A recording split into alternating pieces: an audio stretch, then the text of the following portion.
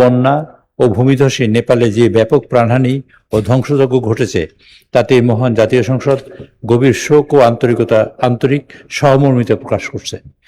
মৃত ব্যক্তিদের শোক সন্তপ্ত পরিবারগুলোর প্রতি গভীর সমবেদনা জ্ঞাপন করছে। স্পিকার, আপনাকে ধন্যবাদ। এটা আমাদেরই গ্যাপ, দুর্বলতা।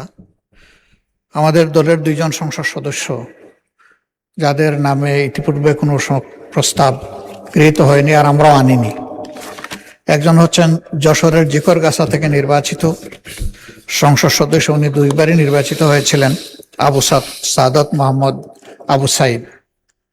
আর আরেকজন হচ্ছেন গাইবান্ধার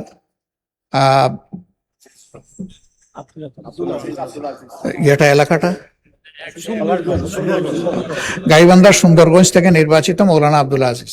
এই দুইজনের নামটা অন্তর্ভুক্ত করার জন্য আমি অনুরোধ করছি, দুইজনই সংসদ সদস্য। ধন্যবাদ মাননীয় স্পিকার। জি, মাননীয় চিফ হুইপ।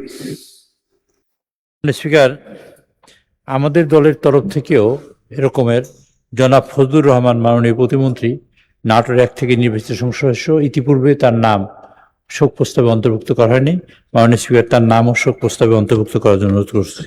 সেই সাথে মাননীয় স্পিকার, নেপালে সাম্প্রতিক প্রাকৃতিক দুর্যোগ, ব্যাপক প্রাণহানি, ক্ষয়ক্ষতির প্রেক্ষিতে আমি শোক প্রস্তাবের জন্য অনুরোধ করছি।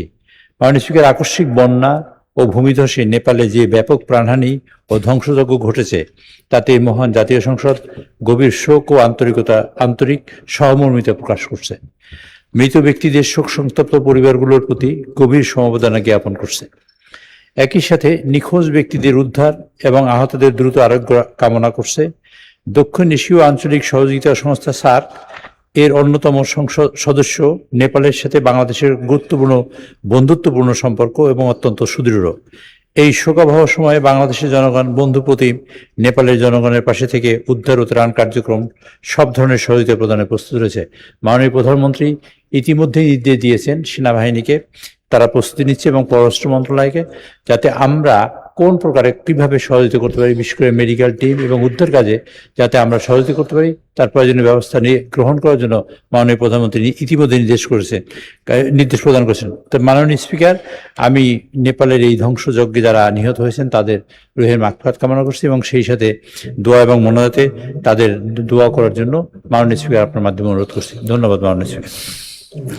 মাননীয় সদস্যবৃন্দ, আমি এখন শোক প্রস্তাবগুলো সর্বসম্মতিক্রমে গ্রহণ করার জন্য মহান সংসদের প্রতি অনুরোধ জানাচ্ছি।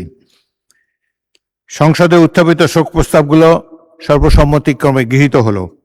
এই প্রস্তাবগুলো যথারীতি সংসদের কার্যবিবরণীতে অন্তর্ভুক্ত করা হবে এবং শোক প্রস্তাবগুলোর অনুলিপি সকল সম্মানিত ব্যক্তিবর্গের শোক সন্তপ্ত পরিবারের নিকট প্রেরণ করা হবে। আমরা এখন তাদের বিদেহী আত্মার প্রতি শ্রদ্ধা প্রদর্শন করার জন্য নিজ নিজ আসনে দাঁড়িয়ে 1 মিনিট নীরবতা পালন শেষে মোনাজাত করব। মোনাজাত পরিচালনার জন্য আমি ধর্মমন্ত্রী কাজী শাহ মোফাজ্জল হোসেন কায়কোবাদকে অনুরোধ জানাচ্ছি। এখন আমরা নিজ নিজ আসনে দাঁড়িয়ে 1 মিনিট নীরবতা পালন করব। টাইম দেখতেছে কে?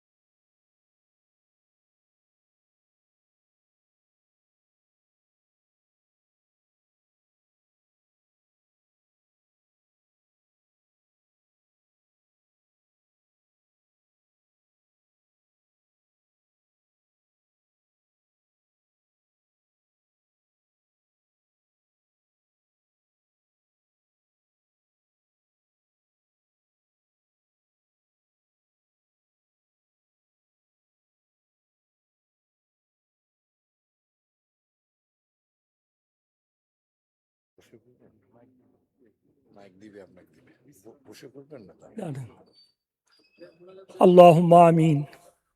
اللهم صل على محمد وعلى آل محمد كما صليت على إبراهيم وعلى آل إبراهيم إنك حميد مجيد.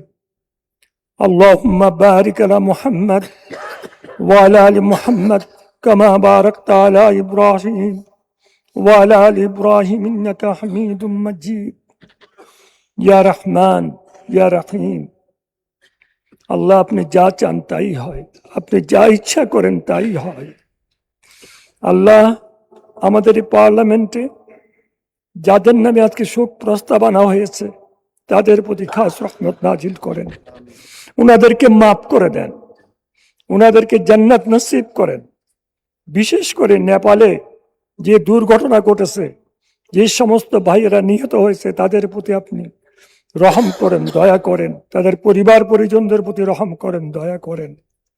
হায় আল্লাহ, খাস করে আমাদের দেশকে আপনি হেফাজত করেন। আল্লাহ আমাদের থেকে হিংসা বিদ্বেষ দূর করে দেন, আমরা যেন আপনার সন্তুষ্টি সহকারে কাজ করতে পারি সে তৌফিক দান করেন।